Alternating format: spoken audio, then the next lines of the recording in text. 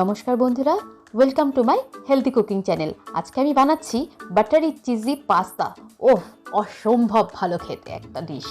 তো এর জন্য আমি অ্যামওয়ে কুইনের ওকে জল গরম করতে বসিয়ে দিয়েছিলাম। জল দেখুন ফুটে উঠেছে, তার মধ্যে আমি সামান্য পরিমাণ লবণ দিয়ে দিচ্ছি আর দিয়ে দিচ্ছি এখানটায় পাস্তা। তো এখানে আমি 1.5 কাপ পাস্তা নিয়ে নিয়েছি। তো সেটা আমি জলে দিয়ে এবার ভালো করে মিশিয়ে নেব, যাতে লবণ আর জলের সঙ্গে পাস্তাগুলো খুব ভালো করে মিশে যায়। তো এবার আমি জাস্ট 2 থেকে 3 মিনিটের জন্য কিন্তু ঢেকে দেব। তো ঢেকে দিয়েছিলাম, এরপর দেখুন ঢাকনা খুলে 2-3 মিনিট পরে দেখাচ্ছি একদম পাস্তা কিন্তু আমি একদম যেরকম আমি চাইছি সেরকম কিন্তু সেদ্ধ হয়ে গিয়েছে। মানে একদম সেদ্ধ হয়ে প্যাচপ্যাচে হয়ে যায়নি আর না শক্ত হয়ে আছে। দেখুন একদম পারফেক্ট কিন্তু সেদ্ধ হয়েছে আমার পাস্তা এখানে। তো এবার আমি এই পাস্তাগুলোকে একটা স্ট্রেনারের মধ্যে দিয়ে তার জলগুলোকে কিন্তু আমি ড্রেনেজ করে দিচ্ছি।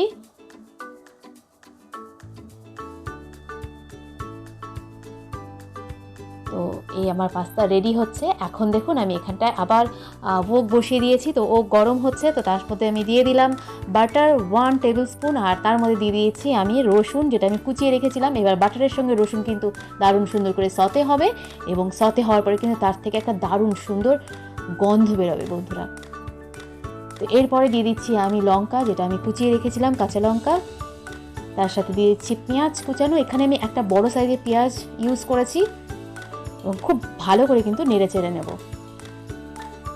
এবার ঢাকনা চাপা দেব 2 মিনিটের জন্য। 2 মিনিট পর দেখুন আমার পেঁয়াজ কিন্তু দারুণ সুন্দর রেডি হয়েছে। এবার আমি দিয়ে দিলাম মটরের দানা আর এখানে আমি ইউজ করছি গাজরকেও কিন্তু আমি ছোটোভাবে কুচি করে নিয়েছি, মানে খুব ছোট ছোট টুকরো করেছি। খুব ভালো করে মিশিয়ে দিচ্ছি বাটারের সাথে এবং 2 মিনিটের জন্য ঢেকে দিচ্ছি, যাতে বাটারের গন্ধটা কিন্তু এই সবজিগুলোর মধ্যে ঢুকে যায়। 2 মিনিট পর দেখুন এবার আমি দিয়ে দিলাম লবণ টেস্ট অনুযায়ী, দিয়ে দিচ্ছি কাশ্মীরি লঙ্কার গুঁড়ো 1 টিস্পুন দিয়েছি। খুব ভালো করে নেড়ে চেড়ে নেব। এই কাশ্মীরি রেড লঙ্কার গুঁড়োটা কিন্তু ভীষণ দরকার কালারের জন্য। আর দিয়ে দিলাম টমেটো কুচিয়ে রাখা আর দিয়ে দিচ্ছি সুইট কর্ন, যেটা কিন্তু খেতে পাস্তাতে দারুণ টেস্টি মনে লাগে। তো অবশ্যই দেবেন, যদি না থাকে তো স্কিপ করতে পারেন। তো এই পাস্তাতে যত বেশি সবজি দেবেন তত কিন্তু খেতে টেস্ট হয়।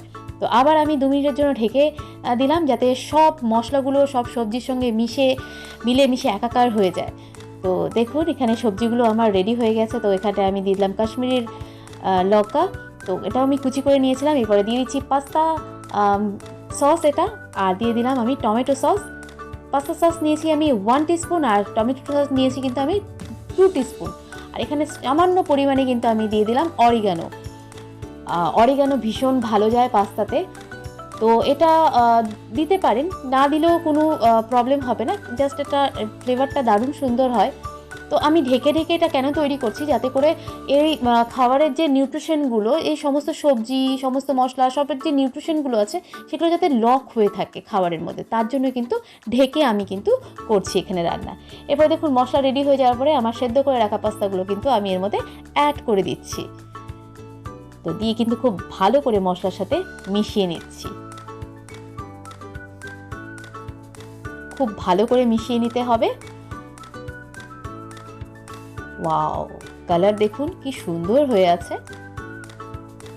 তো জাস্ট আমি 2 মিনিটের জন্য আবার ঢেকে দিচ্ছি, যাতে পাস্তার মধ্যে মশলাগুলো খুব ভালো করে মিলেমিশে একাকার হয়ে যায়।